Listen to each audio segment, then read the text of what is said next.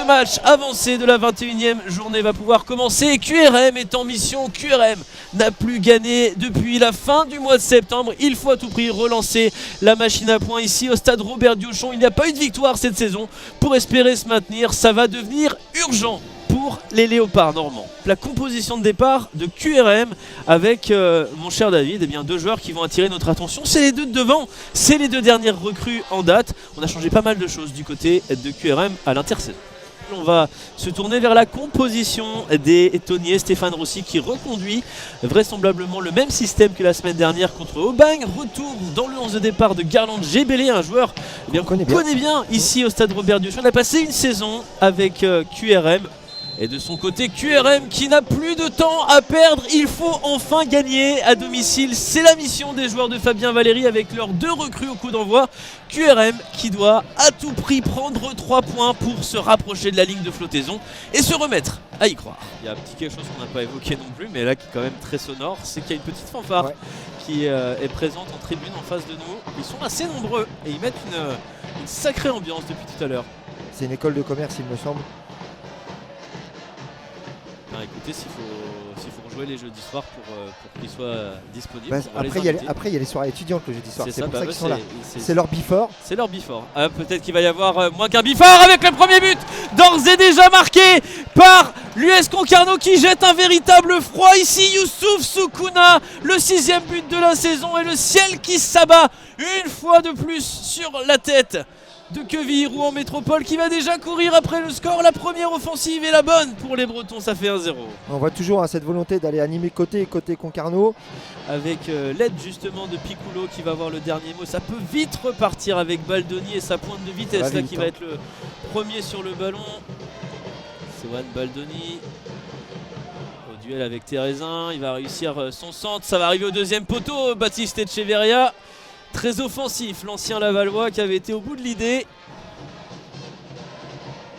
Il y a vraiment une mainmise pour l'instant sur l'aspect collectif et technique de Concarneau. C'est extrêmement bien joué de la part de Garland Gebele qui avait pris l'espace et Amédée Kabongo qui va se rendre disponible, rentrer dans la surface de réparation. C'est très bien joué, c'est très dangereux aussi pour la défense et pour Ouparine Djoko. Dans un premier temps à vouloir jouer long. Un ballon vers l'avant. Destination de Mandang, il y a une petite erreur de Thibaut Cinquin qui a vu l'espace pour Junior Ndiaye qui peut frapper.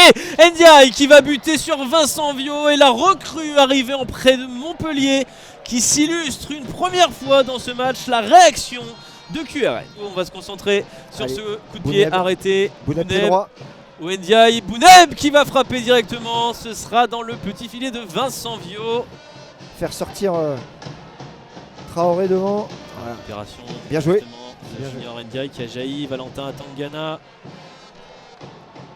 Joseph Atangana, Valentin c'est son frère, il faut qu'il y mette aussi. Ils sont tous les deux de la formation rémoise, de ballon dans la surface de réparation pour Junior Ndiaye qui va pouvoir enchaîner une frappe. Elle est contrée finalement.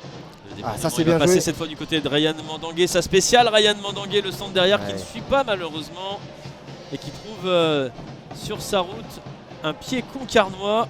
Les phases d'approche, dans les zones d'approche, c'est plutôt intéressant. Ça peut revenir dans la surface de réparation. La tête de Bonota Traoré qui va venir mourir sur le petit filet supérieur d'un Vincent Viau vigilant, mais qui a peut-être un petit peu tremblé sur cette situation. C'est peut-être aussi un peu le piège quand tu es Concarneau, d'avoir ouvert la marque trop tôt et de refuser peut-être un petit peu, de se dire on va être dans la gestion. Pour l'instant ça va, ils ne subissent pas non plus énormément les visiteurs. Alors il suffit que je dise ça peut-être pour que ça s'inverse avec ce ballon sur le côté pour Ryan Mandangué qui va enfin trouver preneur avec Junior Ndiaye qui décale derrière. La frappe tentée par Tony Njike. Celle-ci n'est pas cadrée mais c'est allé vite du côté de QRM. Le ballon plein axe et à nouveau gratté par Tony Njike. On va s'en sortir du côté de Gebele et même ouvrir à l'opposé sur Amédée Kabongo qui va avoir du champ et un duel à livrer face à Théo Pionnier. Le déboulé d'Amédée Kabongo qui rentre dans la surface de réparation, qui réussit à se relever. Et là il y aura un penalty. Bah oui, mais oui, il y a une faute juste derrière qui va être concédée. J'ai l'impression que c'est Junior Ndiaye qui fait la faute.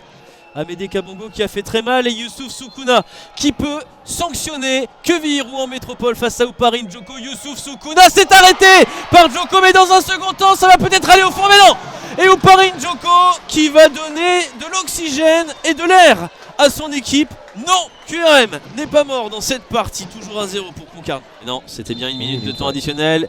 Et on se quitte sur eh bien, un fait de jeu qui le reste pour l'instant. Concarneau mène 1-0, ce penalty manqué, mais ce but marqué par Youssouf Soukouna qui pour l'instant fait la différence et suffit. Mais QRM va peut-être pouvoir réussir à surfer sur cette dynamique positive grâce à l'arrêt d'Ouparinjo.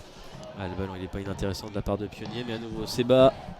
Ah, il faut le mettre au sol ce ballon, c'est chose faite et là ça peut aller assez vite. On est côté droit avec Junior Ndiaye qui a vu l'appel de Tony Njike dans la surface de réparation. Il a perdu ses appuis, il a un petit peu de réussite Njike derrière et le ballon qui va revenir. Plein axe pour Bouneb.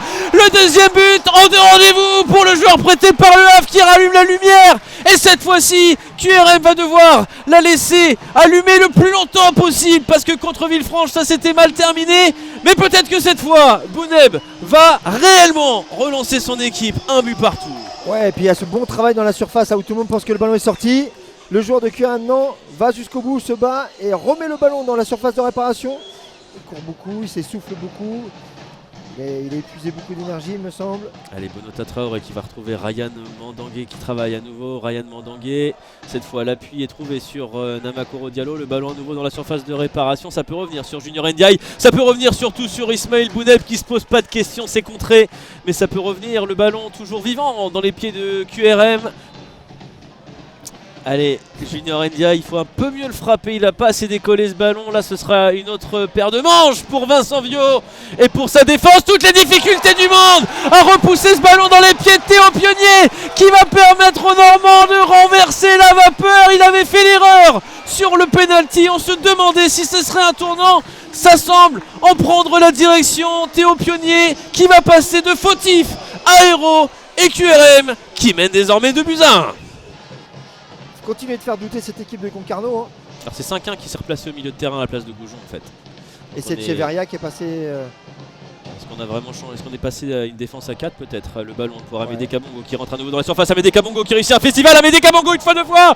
Et derrière c'est Ouparinjo qui va réussir une parade. Il avait fait tout ce qu'il fallait. L'ancien joueur du FC Rouen là, il n'a manqué que la finition. Adaptatif à souhait, Youssouf Soukouna. Kembo Diliwidi avec le ballon, Kembo Diliwidi qui va venir travailler, Diliwidi, le ballon dans la surface de réparation, oh, ça passe juste devant, il va falloir résister, se donner, le ballon qui va pouvoir trouver à nouveau un pied concarnois, à nouveau Flavio Da Silva, arrivé de Belgique récemment, Flavio Da Silva, le centre est bon, au deuxième poteau, ça va jaillir, et finalement Matteo Ntoumi qui ne va pas accrocher le cadre, mais je pense qu'autour de nous, on a eu un petit frisson, il va en rester une, on va... balancer ce ballon devant, somme toute personne n'attaque Jessin Seba donc il va avoir le loisir d'allonger tout devant.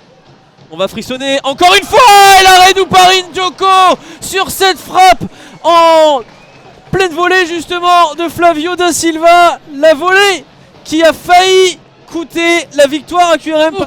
Terminé et voilà la 9e et la bonne pour QRM, le 9e rendez-vous à Diochon qui permet enfin à QRM de gagner à la maison. QRM qui va se redonner de l'air dans cette seconde partie de championnat. Il restera à découvrir les résultats demain soir, mais elle va faire du bien cette première victoire à domicile pour les 100 et or.